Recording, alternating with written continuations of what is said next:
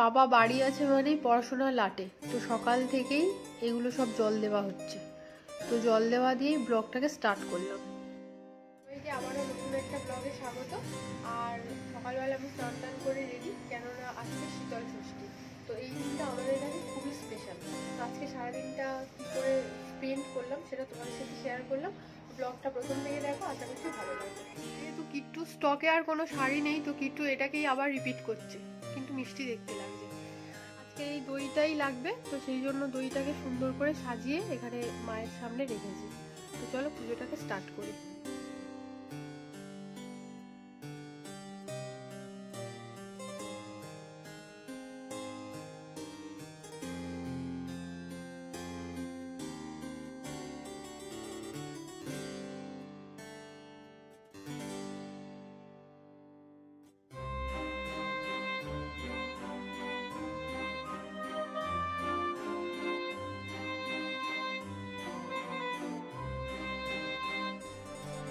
তো পুজোতে তো ব্রত কথা পড়াটা মাস্ট।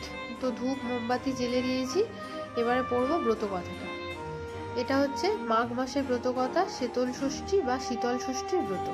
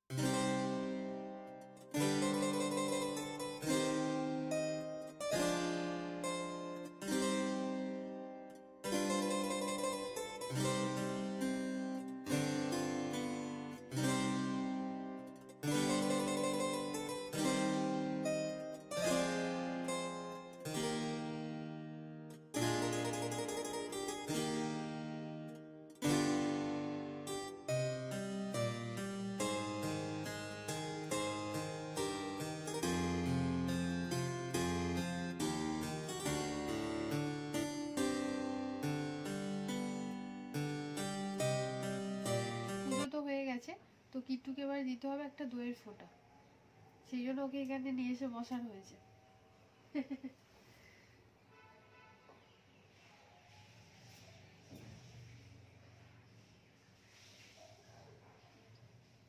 সকাল টাইমটাতে সময় বার করাটা খুব চাপের।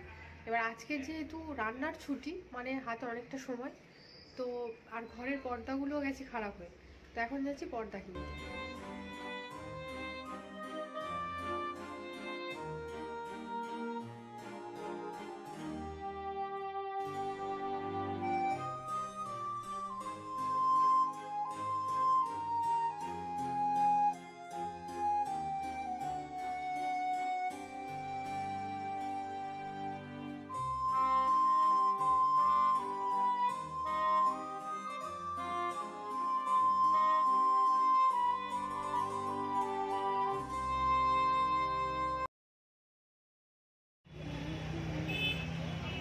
এতটা চওড়া হবে জানলাটা, দেখো এই এই সাইডে জানলা পুরোটা নিয়ে দুটো পর্দায় কভার হয়ে যাবে তো।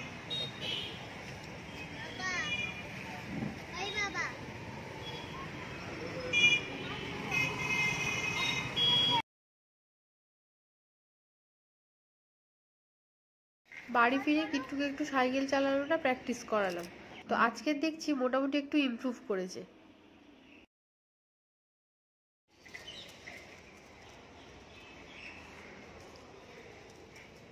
তো দুপুরবেলা জল দেয়া ভাত, এখানে আছে 5 মিশালি তরকারি, বেগুন ভাজা, আলু ভাজা আর দুধ পুলি।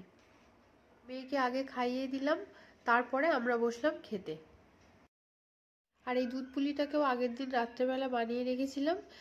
সাধারণত দুধ পুলি তো নারকেল দিয়ে করি, কিন্তু টেস্টটা চেঞ্জ করার জন্য এইবারে করেছি একটু গাজরের পুর ভরে দিয়েছি, দিয়ে দুধ পুলি বানিয়েছি। তো খেতে কিন্তু বেশ ভালোই লাগছিল। আর দুধটা বানানোর সময় দিয়েছিলাম বাতাসা আর বাসন্তী রঙের একটা মঠ। পরের দিন সকালবেলা যখন দেখছি, তখন দেখছি হালকা বাসন্তী রঙের একটা আভা এসছে, দেখতে কিন্তু জবরদস্ত লাগছিল। দুদিন বৃষ্টি হলেও আজকের কিন্তু তাপমাত্রাটা একটু বেড়েছে, আর জল দেওয়া ভাত খাওয়ার উপযুক্ত দিন। তো শীতল ষষ্ঠীটাকে আজকে আমরা উদযাপন করি। তোমরাও আজকে ব্লগটাকে দেখতে থাকো, ভালো লাগলে অবশ্যই লাইক সাবস্ক্রাইব। দেখা হচ্ছে আগামী দিন নতুন একটা ব্লগে। টিল দেন তোমরা সবাই খুব ভালো থেকো। টাটা।